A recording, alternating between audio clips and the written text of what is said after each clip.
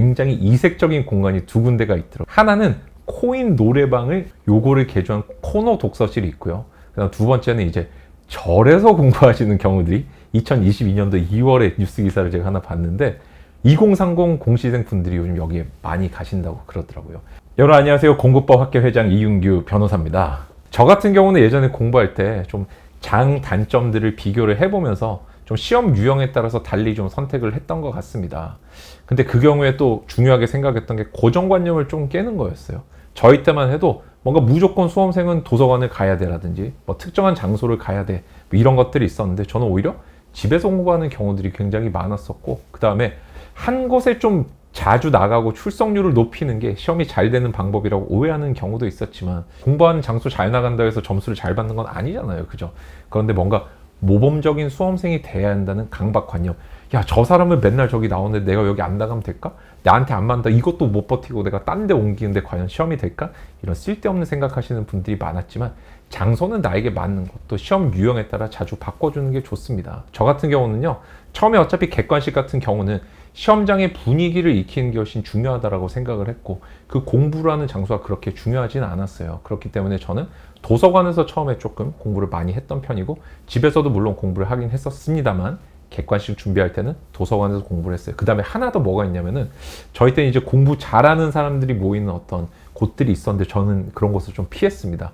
이제 시험 기간도 짧은데 거기 가면은 무시무시한 고수들이 너무 많아요. 그래서 제가 갈 때마다 주눅이 막 드는 거예요. 속이 쫄게 되는 거예요. 오, 막 저 형 보고 막 저 누나 보고 막 저 동생 보면은 막 너무 나보다 공부를 잘할 것 같고 그러니까 가자마자 제가 기가 죽어서 공부가 안 되더라고요. 그래서 저는 사실 이게 작은 연못에 큰 물고기 이론이라 그래가지고 내가 엄청나게 큰 연못에 내가 물고기가 들어가면 이만한 물고기가 들어가면은 나는 그냥 그저 그런 한 마리 물고기겠지만 요만한 연못에 들어가면 내가 넘버원이에요. 왕이에요. 저는 그래가지고 일부러 도서관 중에 가장 공부를 안 할 것 같은 분들이 있는 열람실에 가서 공부를 했습니다. 야, 여기서 내가 공부 제일 열심히 하고 제일 잘하는 느낌을 조금 받을 수 있도록. 그러다가 제가 그 중에 페이스메이커를 찾을 수 있는 열람실로 또 한번 옮겨서 공부하고 저는 이런 식으로 좀 전략을 썼어요. 저의 어떤 동기부여를 좀 컨트롤하기 위해서 이런 식으로 했고 2차 시험 이제 서술형 시험을 준비할 때는 실제 시험장이 이제 공고가 나잖아요. 그걸 살짝 한번 가보고 어느 정도 높낮이, 어느 정도 팔의 각도로 글씨 쓸 수 있는지 이런 것들 다 고려해서 방에서 이걸 세팅하기가 너무 편하잖아요. 거기 딱 맞게 공부를 했고 저는 그때 이제 찍었던 팔의 각도라든지 높이 사진들 다 있어요. 썼던 펜도 딱 맞춰서 생각을 했었고 그런 식으로 공부를 했습니다. 공부 장소는요. 2차 공부 기술이라고 하는 것 중에 하나입니다. 당연히 공부법 적어로도 신경을 쓰셔야 되는데 4가지 정도 요소를 고려하시면 됩니다.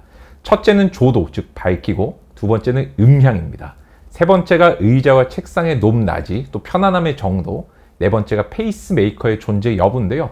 첫 번째, 조도라든지 밝기는 어떤 드라마에서 몇 년 전에 유행했던 거기 나오는 것처럼 뭐 무슨 면 럭세 뭐 이런 게 아니라 우리가 주로 공부하는 대상들이 책 활자라든지 동영상, 인강인 경우들이 많잖아요. 그죠?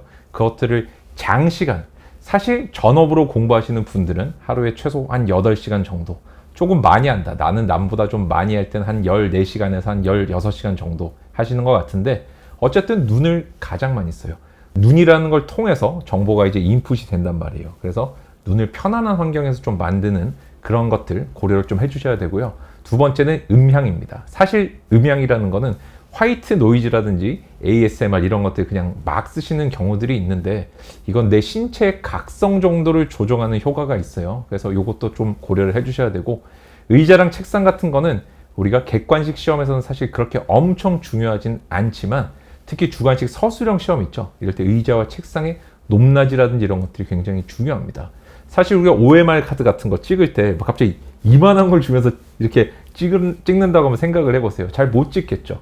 현장에서 내가 환경이 달라지면은 서술형 시험은 손으로 찍는 OMR이에요. 사실 내가 실제 서술형 시험 칠 때는 더 중요한 거니 논리적 구조를 짜는 10분에서 15분 정도의 모든 실력이 결정되지만 이 결정된 실력을 보여줄 수 있는 환경은 평소에 맞춰서 연습을 해주셔야 됩니다. 그래서 평소에 이런 높이로 글씨를 쓰시던 분이 갑자기 이렇게 글씨를 밑으로 쓴다든지 이런 식으로 글씨를 쓰면 잘 써질 수가 없겠죠. OMR을 작성할 수가 없게 된다. 그게 또 굉장히 중요하고 그 다음에 환경적으로 객관식 칠 때조차도 수능 만점 받으신 분이 3년 전인가쯤에 시험장하고 똑같은 책상에서 공부를 하시는 경우도 있어요. 이건 미리 시험장의 분위기를, 이걸 트레이닝이라고 하거든요. 이런 것들 좀 요소로 고려할 수가 있고요. 마지막이 페이스메이커의 존재입니다. 우리가 마라톤 같은 거 뛸 때 내가 어느 정도 지금 속도랑 어느 정도 페이스로 뛰어야 되는지 옆에서 누가 따라가 주거든요. 여러분들 공부하실 때도 내가 가상의 라이벌을 설정해 놓고 하는 것들은 굉장히 좀 높은 경지고, 내가 언제든지 눈에 볼 수 있고, 야, 쟤보단 내가 조금 더 많이 해야겠다, 아, 쟤보다 조금 덜 해야겠다, 이런 페이스메이커가 있으면 굉장히 좋아요. 이 네 가지 요소를 고려하는데 통계청에서 20년도 자료가 있습니다. 집에서 공부하시는 분들이 전체 수험생의 한 29% 정도가 되고, 그 다음에 독서실에서 공부하시는 분들이 23%, 스터디 카페라 그러죠. 이제 스카라고 줄여서 부르는데 19% 정도 된다고 하고요. 그 다음에 카페에서 그냥 공부하시는 분들이 11%, 그냥 도서관에서 공부하시는 분들이 7% 정도라고 합니다. 이게 어떻게 보면은 세월의 흐름을 조금 반영을 하는 것 같아요. 저희 시절만 해도 도서관이란지 독서실이 압도적으로 높은 비중이었었는데, 요즘에는 집에서, 특히 코로나 시절을 지나면서 집에서밖에 할 수 없는 경우들이 통계에 좀 반영이 된 것 같고, 그 다음에 도서관 이런 데 폐쇄된 공간보다는 카페라든지 스카처럼 조금 더 여유 있고 분위기가 좋은 곳을 선호하시는 것 같아요. 근데 굉장히 이색적인 공간이 두 군데가 있더라고요. 뭔지 아세요? 하나는 코인 노래방을, 그 기계 있잖아요. 이렇게 한 명이 박스 안에 들어가는 거, 요거를 개조한 코너 독서실이 있고요. 그다음 두 번째는 이제 절에서 공부하시는 경우들이 2022년도 2월에 뉴스 기사를 제가 하나 봤는데, 2030 공시생 분들이 요즘 여기에 많이 가신다고 그러더라고요. 여전히 그런 무드가 있는지 제가 절에 확인을 못 해봐서 잘 모르겠습니다만, 어쨌든 그 당시에 제가 기사를 확인했을 때만 해도 3달 정도를 기다려야 들어갈 수 있다. 아마도 분위기가 좀 남아있을 것 같긴 한데, 사실은 우리가 이거는 성인에 좀 특화된 경우라는 생각이 듭니다. 왜냐하면요, 우리가 성인 같은 경우는 주변에 어떤 유혹들이 굉장히 많습니다. 뭐 술을 먹고 싶을 때도 있고, 뭐 당구를 치고 싶을 때도 있고, PC방 가고 싶을 때도 있고, 만화방 가고 싶을 때도 있고, 놀 것들이 천재예요. 이 사이에서 뭔가 학원을 내가 간다는 게 쉽지가 않죠. 그리고 공부에 전념한다. 그래서 이런 어떤 세속적인 굴레에서 좀 벗어나서, 욕심들, 번뇌에서 벗어나서 절적으로 표현한다면 아마 그런 식으로 공부를 좀 하는 것 같은데, 여러분들 굉장히 놀라운 거는요, 이게 40년 전의 유행이었어요. 70년대 후반에서 80년대 초반까지 있잖아요. 굉장히 많은 성인 수험생 분들이 절이라든지 암자에서 공부하는 경우들이 있었습니다. 숙식도 거기서 이제 뭐 제공이 되고 조용한 분위기 속에 공부만 하면 되니까요. 다만 이 경우는 이제 정보에서 좀 멀어진다는 단점들도 있고 했었는데, 짧은 기간에 이렇게 이용하는 것도 대안이 좀 될 수 있을 것 같아요. 집 같은 경우는 커스터마이징이 굉장히 쉽지만, 그 다음에 시간 낭비가 전혀 없어요. 일어나서 눈 뜨자마자 바로 공부할 수 있으니까. 근데 단점이 뭐죠? 맞아요. 침대도 있고, 뭐 PC도 있고, 그다음 먹을 것도 있고, 놀 것들, 내가 유혹을 느낄 거리가 사실 보면은 원초적인 유혹에 가까운 것들, 여기서 모두 다 해소를 할 수 있는 단점이 있고요. 그 다음에 독서실 같은 경우는 사실 좀 무서운 사람들이 많긴 하지만 이런 공부 무드가 딱 잡힙니다. 집하고는 이런 분위기가 좀 다르죠. 대신에 이동하는 데 걸리는 시간이라든지, 그 다음에 내가 원하는 수준의 어떤 사람들 공부하는 무드 있잖아요. 이런 걸 독서실 찾기가 어려울 수도 있어요. 그래서 옮겨야 될 필요도 있고, 스카는 이것보다 분위기가 조금 느슨합니다. 그리고 좀 과학적으로 조금 더 독서실이랑 관리되는 분위기도 있는데, 사실 독서실과 스카는 큰 차이는 없는 느낌이고요.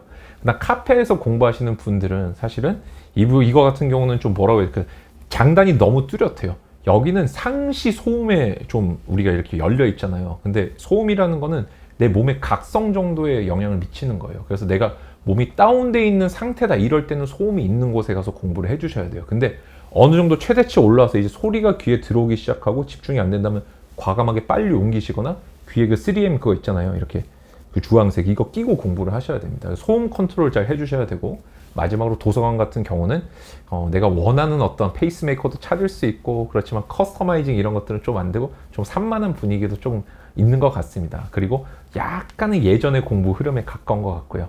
그래서 여러분들께 이제 여러 가지 형태의 공부 장소들 말씀을 드렸는데, 제가 최종적으로 정리를 좀 해보면요, 밝기 같은 것들 내가 너무 어두운 데보다는 눈에 좀 맞고 눈에 편안함을 줄 수 있는 곳들을 선택해 주시기 바라고, 음향은 그 공간에서 정해진 나에게 주는 것들 말고 있잖아요. 그래서 카페는 사실 좀 비추해요. 이거 말고 내가 컨트롤 할 수 있는 곳을 좀 가주세요. 조용한 곳에 가시는데 반드시 음악을 들을 수 있는 이어폰을 꼭 들고 가지고요.